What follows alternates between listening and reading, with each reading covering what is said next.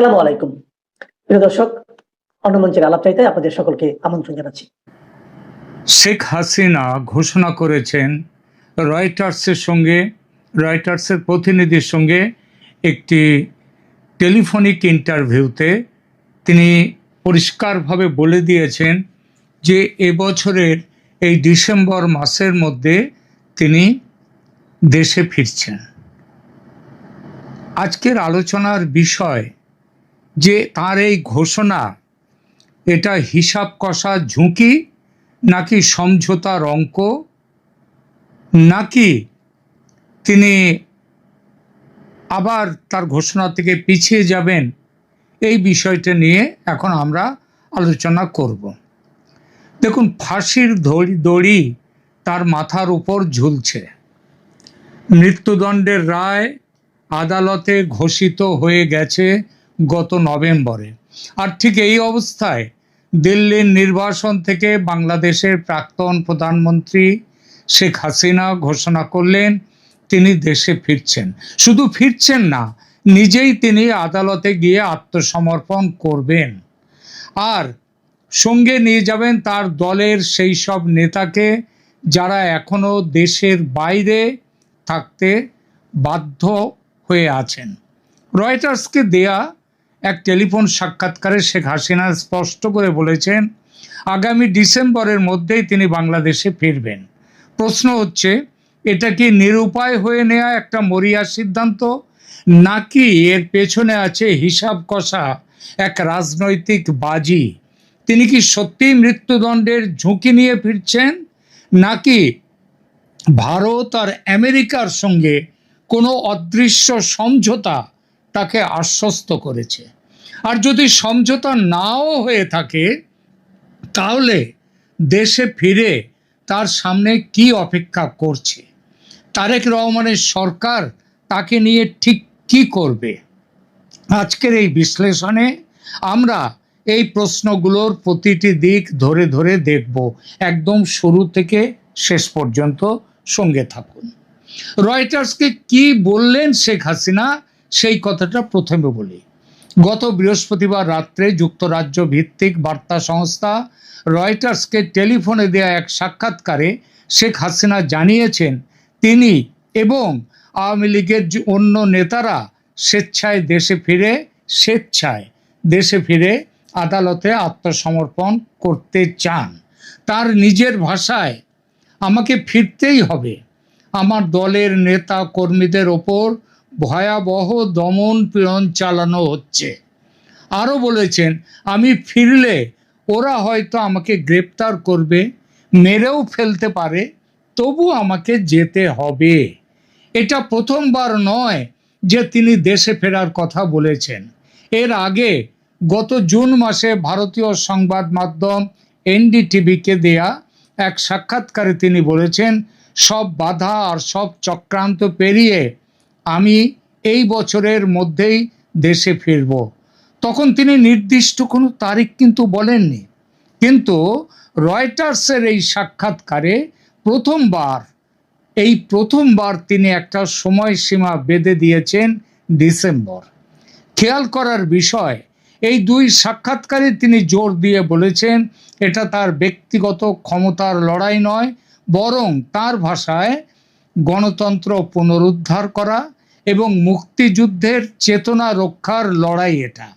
তিনি এটাও স্পষ্ট করেছেন কোনো গোপন সমঝোতার আশ্রয় তিনি নেননি, বরং চক্রান্ত পেরিয়ে ফেরার কথা বলে তিনি নিজেকে উপস্থাপন করেছেন এক আপোষহীন নেত্রী হিসেবে। তিনি ষড়যন্ত্রের বিরুদ্ধে লড়াই করে ফিরছেন, কোনো ডিলের সুবিধাভোগী হিসেবে নয়। এখন প্রশ্ন হলো, এই ঘোষণার পেছনের বাস্তবতাটা কি? এটা কি সত্যিই হিসাব কষা ঝুঁকি?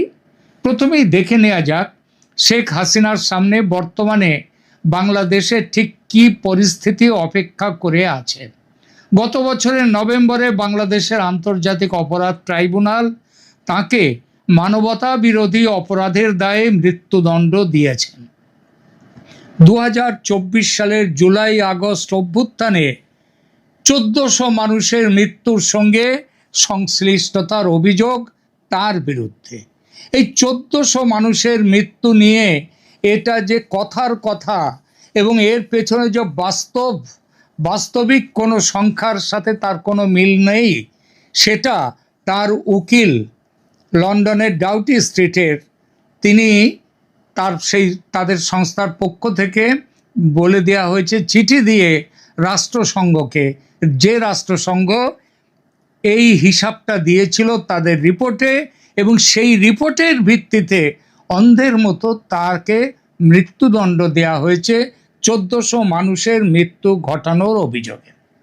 এছাড়া একটি ভূমি বরাদ্দ দুর্নীতির মামলায়ও তাকে 21 বছরের কারাদণ্ড দেয়া হয়েছে। তার দল আওয়ামী লীগ বাংলাদেশে রাজনৈতিকভাবে নিষিদ্ধ, আর ফেব্রুয়ারি মাসে অনুষ্ঠিত নির্বাচনে আওয়ামী লীগ অংশ নিতেই পারেনি, তাকে নিতে দেয়া হয়নি। সেই নির্বাচনে বিএনপি 2/3 বেশি আসনে বিশাল জয় পেয়েছে এবং তারেক রহমান প্রধানমন্ত্রী হয়েছে। এই প্রেক্ষাপটে দেশে ফেরার মানে হলো সরাসরি ফাঁসির মঞ্চে হেঁটে যাওয়া। বিশেষ করে নাহিদ ইসলাম মানে এনসিপির নেতৃত্ব, তারা এই কথা একদম ঘোষণা করে বলছে। অল্প বয়স তো, তাদের ছটফটানিটা বেশি। আর জামাতে ইসলামী তারা এইটাই চায়, তাদের যে যুদ্ধবিরোধী যে ভূমিকা ছিল, যুদ্ধ অপরাধীর ভূমিকায় তাদের কয়েকজনের মৃত্যুদণ্ড হয়েছে, সুতরাং তারা হাসিনাকে ফাঁসির দড়িতে ঝুলিয়ে সেই মৃত্যুদণ্ডের প্রতিশোধ নেবে, এটাই হচ্ছে তাদের উদ্দেশ্য। তাহলে কেন শেখ হাসিনা এই ঘোষণাটা করলেন? এখানে কয়েকটা সম্ভাব্য ব্যাখ্যা আছে। প্রথমত, দলকে বাঁচিয়ে রাখার তাগিদ, আওয়ামী লীগ নিষিদ্ধ, নেতৃত্ব ছত্রভঙ্গ, তরুণ কর্মীরা হতাশ, দেশের মধ্যে কর্মীরা সরকারি দমন পীড়নের মুখোমুখি। এই অবস্থায় নেত্রীর আত্মত্যাগের এই ঘোষণা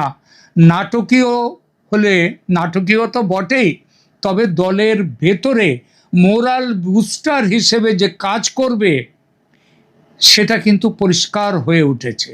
এটা এক ধরনের মার্টিয়ার ন্যারেটিভ বা শহীদ সুলভ ভাবমূর্তি তৈরির চেষ্টা, এবং সেই চেষ্টা দেখে ভয় পেয়ে গেছে কিন্তু বাংলাদেশের সমস্ত রাজনৈতিক দলগুলো, যারা এখন করে কমে খাচ্ছে।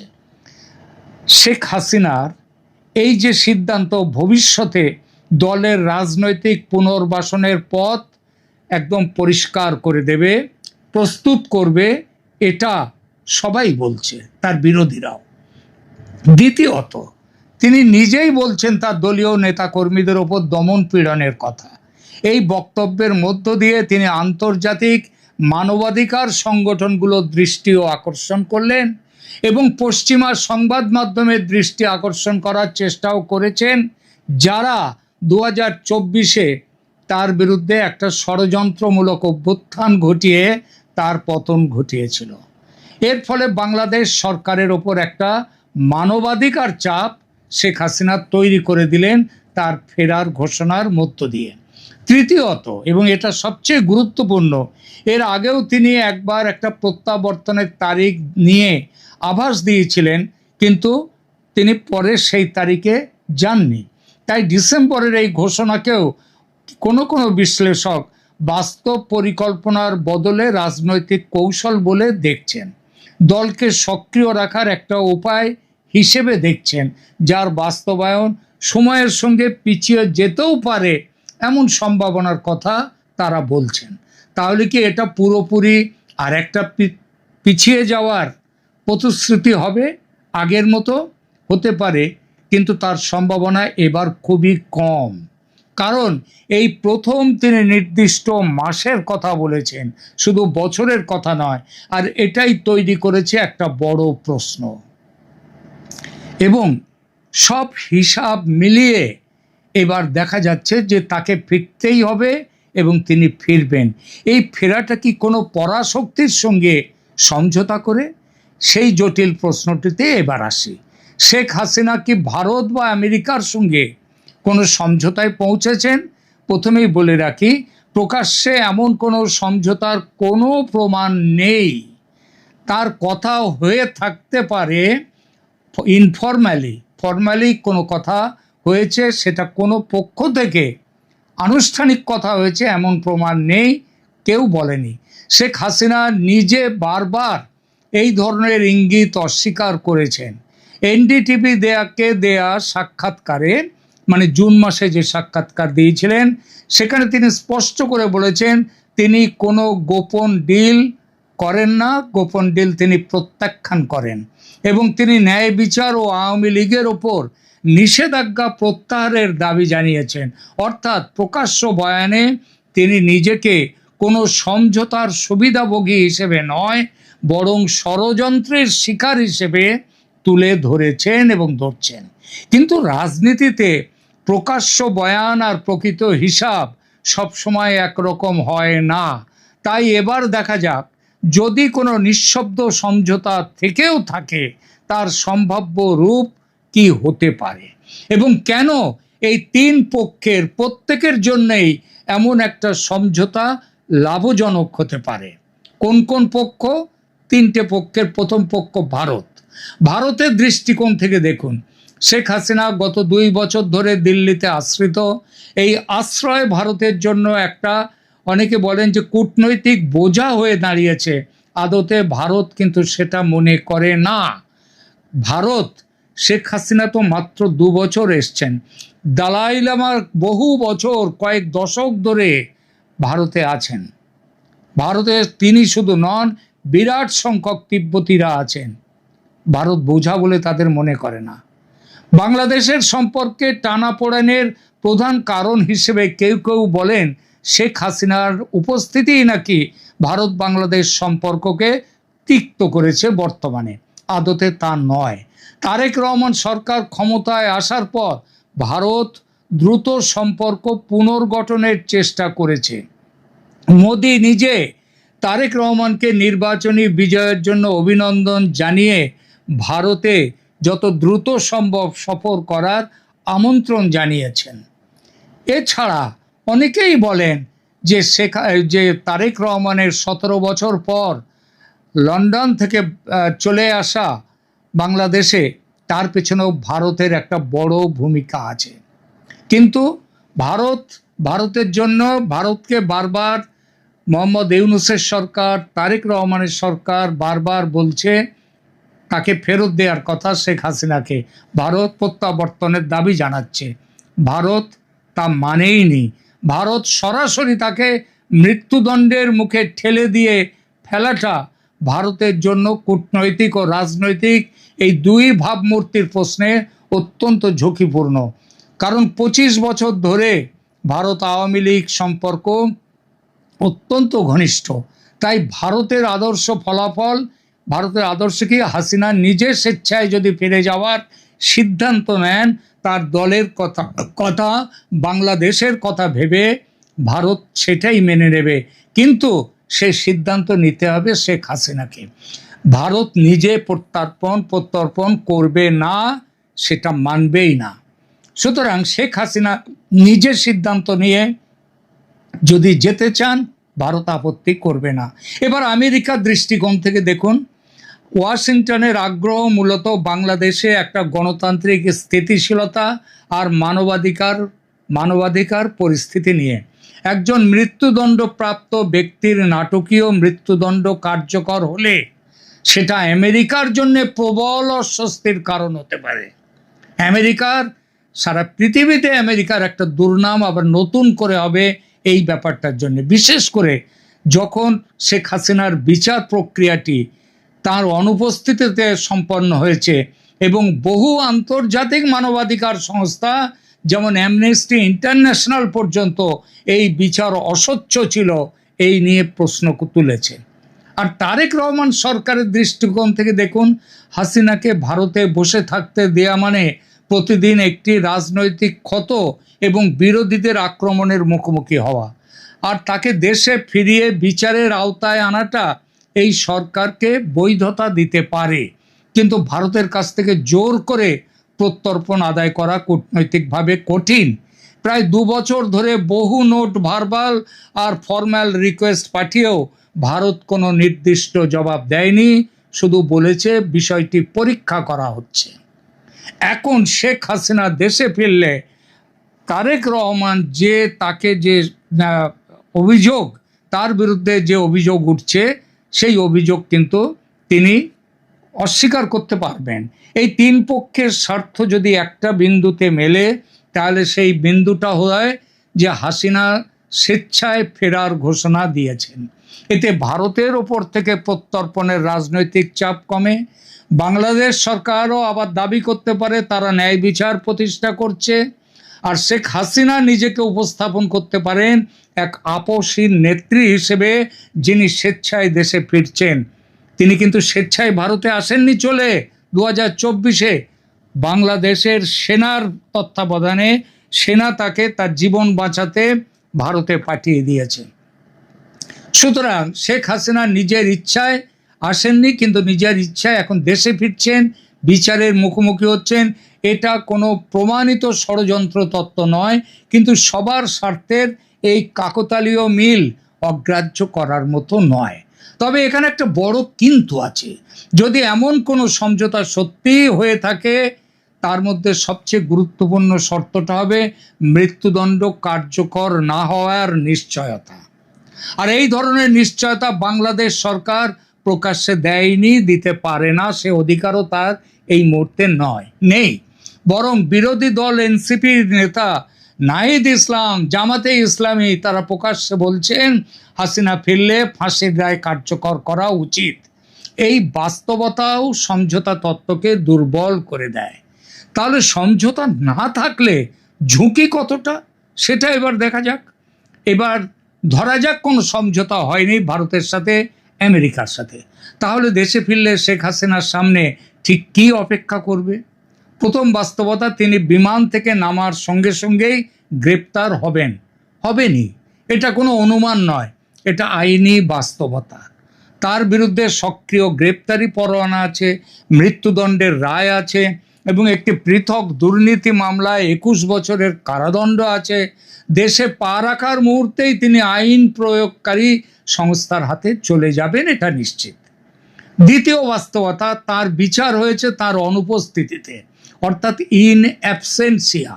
বাংলাদেশের আইনে এই ধরনের রায়ের ক্ষেত্রে সাধারণত আসামির শারীরিক উপস্থিতি হলে তারপর তিনি পুনর্বিচার বা আপিলে করতে পারেন।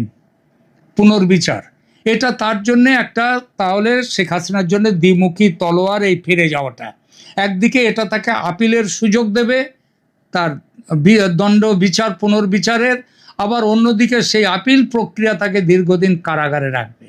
আর প্রতিটি শুনানি হবে জাতীয় রাজনীতির কেন্দ্রবিন্দু। তৃতীয় বাস্তবতা, মৃত্যুদণ্ড কার্যকর হওয়ার আগে বাংলাদেশের বিচার ব্যবস্থায় সাধারণত আপিল বিভাগে আপিল, রিভিউ পিটিশন, রাষ্ট্রপতির কাছে প্রাণ ভিক্ষার আবেদন ইত্যাদি অনেকগুলো ধাপ থাকে। এই প্রক্রিয়া বছরের পর বছর সময় নিতে পারে। তাই ডিসেম্বরে ফেরা মানেই ডিসেম্বরে ফাঁসি, এমন সরলীকরণ আদৌ বাস্তবসম্মত নয়। বাস্তবে দীর্ঘ একটা আইনি লড়াই তার জন্য অপেক্ষা করছে, যেখানে আন্তর্জাতিক মানবাধিকার সংস্থাগুলো চাপ দেবে হাসিনের সুবিচারের জন্য। তার বয়সের কারণে মানবিক আবেদন আসবে এবং রাজনৈতিক পরিস্থিতি সব কিছুই একটা ভূমিকা রাখবে। চতুর্থ বাস্তবতা, তার ব্যক্তিগত সুরক্ষার প্রশ্ন। 2024 সালের অভ্যুত্থানে নিহতদের পরিবার এবং জুলাই আন্দোলনের নেতৃত্বে থাকা রাজনৈতিক শক্তি, তাদের যারা সেই মৃত্যুর অভিযোগ যাদের পরিবারের বিরুদ্ধে হয়েছে, এখন তো দেখা যাচ্ছে এই অনেক মৃত্যুই হয়েছে যারা পুলিশের গুলিতে নয়, হাসিনা সরকারের যে নিরাপত্তা বাহিনী তাদের গুলিতে নয়, মৃত্যু হয়েছে বরং উল্টো দিকে ষড়যন্ত্রকারীদের গুলিতে। সুতরাং তাকে যে আজকে বাংলাদেশে শেখ হাসিনা বিরোধী যে হাওয়া, যেটা 2024 জুলাইতে ছিল, তার পরবর্তী সময় ছিল, সে হাওয়া অনেকটাই চলে গেছে, কেটে গেছে।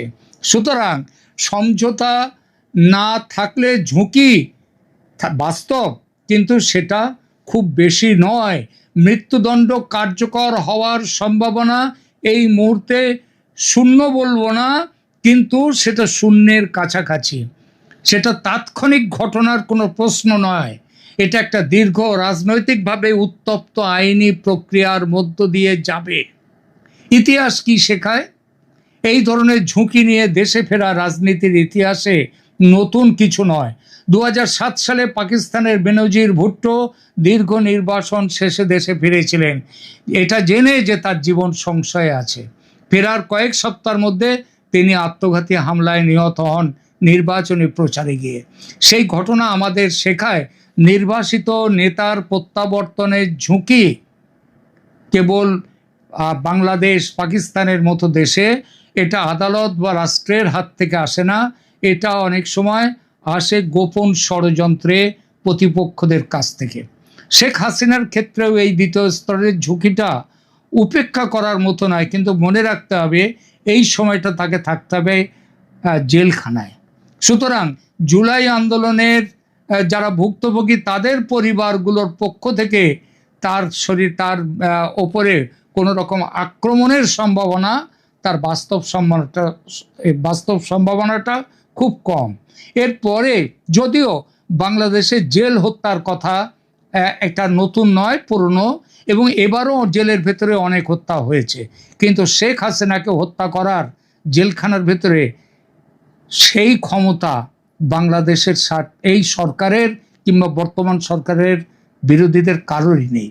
আর একটা তুলনা আছে, কিংবা সেনাবাহিনীর কারোরও নেই। আর একটা তুলনা আসে চিলির আউগুস্তো পিনোশেটের ক্ষেত্র থেকে। ক্ষমতা হারানোর পর তিনি বহু বছর আইনি লড়াই ও রাজনৈতিক দর কষাকষির মধ্য দিয়ে গিয়েছিলেন। চূড়ান্ত সাজা তার ক্ষেত্রে কখনো কার্যকর হয়নি, তাকেও মৃত্যুদণ্ড দেওয়া হয়েছিল। ৭৮ বছর বয়সী শেখ হাসিনার ক্ষেত্রেও বয়স একটা ফ্যাক্টর হবেই, যদি দীর্ঘ আইনি প্রক্রিয়াও চলতে থাকবে। তারেক রহমান সরকার বড়জোর কি করতে পারে? এবার আসি সবচেয়ে গুরুত্বপূর্ণ প্রশ্নে, তারেক রহমান সরকার শেখ হাসিনাকে নিয়ে ঠিক কি করবে? তারেক রহমান সরকারের সামনে দুটো পরস্পর বিরোধী চাপ কাজ করবে। একদিকে জুলাই আন্দোলনের প্রত্যক্ষ শক্তি এনসিপি, জামাত, তারা চাইছে তাৎক্ষণিক ও কঠোর বিচার, ফাঁসির রায় দ্রুত কার্যকর করা, কিন্তু দেশের আইন সেটা পারমিট করে না। নাহিদ ইসলামের অনেক কথা বলতেই পারেন, সেটা সরকারের উপরে চাপ তৈরি করতে পারে, কিন্তু মনে রাখতে হবে শেখ হাসিনার প্রত্যাবর্তনকে ব্যবহার করে শেখ হাসিনা দ্রুত ন্যায় বিচার প্রতিষ্ঠার বার্তা দেবেন। তারেক রহমানের নিজের রাজনৈতিক হিসাব আলাদা হতেই পারে। তার সরকার এখন রাষ্ট্র পরিচালনার দায়িত্বে, নির্বাচনী প্রতিশ্রুতি বাস্তবায়নের চাপে আছেন, অর্থনৈতিক পুনর্গঠনের প্রশ্ন আছে দেশের, এবং ভারতের সঙ্গে সম্পর্ক পুনর্গঠনের প্রক্রিয়াও রয়েছে। ভারতের সঙ্গে সম্পর্কের প্রশ্নে সরাসরি প্রশ্ন করা হলে তারেক রহমান নিজেই বলেন বন্ধুত্ব পুনরুদ্ধার নির্ভর করবে এবং এতে ভারতেকেও ভূমিকা রাখতে হবে। এই সতর্ক ভাষা বলে দেয় শেখ হাসিনা ফিরে গেলে ভারতের সাথে ভারসাম্য বজায় রাখতে তারেক রহমানকে এগিয়ে আসতে হবে। সুতরাং শেখ হাসিনাকে দ্রুত ফাঁসি দিলে শেখ হাসিনা সেটা দিতে পারবেন না, কোনো আইনেই, কোনো আন্তর্জাতিক নিয়মেই সেটা করতে পারবেন না। পরিস্থিতি সেটা নেই বাংলাদেশে। সুতরাং আওয়ামী লীগের সমর্থক ভিত্তি, তার নেটওয়ার্ক সব সংগঠিত করে আওয়ামী লীগ খুব ঘুরে দাঁড়াবে তাড়াতাড়ি। শেখ হাসিনা, আবার বলছি, শেখ হাসিনা দীর্ঘকাল তিনি জেলে থাকবেন ঠিকই, কিন্তু দীর্ঘকালের জন্য জেলে তিনি থাকবেন না। আর মৃত্যুদণ্ড অসম্ভব, ফাঁসি কাটে ঝোলানো এই ক্ষমতা বাংলাদেশের কারোর নেই। সবচেয়ে সম্ভাব্য পথ তাহলে কি? তারেক রহমান সরকার মধ্যবর্তী পথ বেছে নেবে। হাসিনাকে গ্রেপ্তার করে দ্রুত আদালতে হাজির করাবে, বিচার প্রক্রিয়াকে স্বচ্ছ ও আইনানুগ হিসেবে তুলে ধরার চেষ্টা হবে আন্তর্জাতিক মহলের সামনে, আন্তর্জাতিক চাপে। কিন্তু মৃত্যুদণ্ড দীর্ঘ আপিল প্রক্রিয়ার মধ্যে দিয়ে যাবে, কিছুই করতে পারবে না। সুতরাং সরকারকে অভ্যন্তরীণ চাপ সামলাবার এবং আন্তর্জাতিক ভাবমূর্তি রক্ষার দুই কাজে এগিয়ে যেতে হবে। এবং এর পরিণামটা কি হবে? খুব শিগগিরই আবার একটি নির্বাচন বাংলাদেশে আনতে হবে, 5 বছর পরে নয়, তার আগেই আরেকটি নির্বাচন আনতে হবে। কারণ শেখ হাসিনার পুনর্বিচার, সেই বিচারের রায় এবার কিন্তু অত্যন্ত দ্রুততার সঙ্গে দিতে হবে। যে দ্রুততার সঙ্গে তাকে মৃত্যুদণ্ড দেয়া হয়েছে, সেই তার থেকেও বেশি দ্রুততার সঙ্গে পুনর্বিচার করে তাকে আবার জেল থেকে ছেড়ে দিতে হবে। এবং এই সময়ে কিন্তু শেখ হাসিনার দল আওয়ামী লীগ যেভাবে বাংলাদেশে আবার নিজেদেরকে প্রতিষ্ঠিত করবে, এটা সমস্ত রাজনৈতিক যারা বিচার রাজনৈতিক ব্যাপারে যাদের অভিজ্ঞতা আছে তারাই একটাই মত। সুতরাং শেষ পর্যন্ত দাঁড়ালো শেখ হাসিনা ডিসেম্বরের আগেই ফিরবেন, এটা অনিবার্য। তাকে জেলে যেতে হবে, এটাও অনিবার্য। কিন্তু তার পুনর্বিচারের আপিল হবে এবং সেই বিচার বিশ্বের জনগণের সামনে দাঁড়িয়ে সেই বিচার হবে। অর্থাৎ চুরি করে যেমনভাবে ওই ইন্টারন্যাশনাল ক্রাইম ট্রাইব্যুনাল যেভাবে তার বিচার করেছে, সেই বিচার এবার চলবে না। সামনের দিন বাংলাদেশের মুক্তির দিন এগিয়ে আসছে। এখনকার মতো এখানেই রাখছি।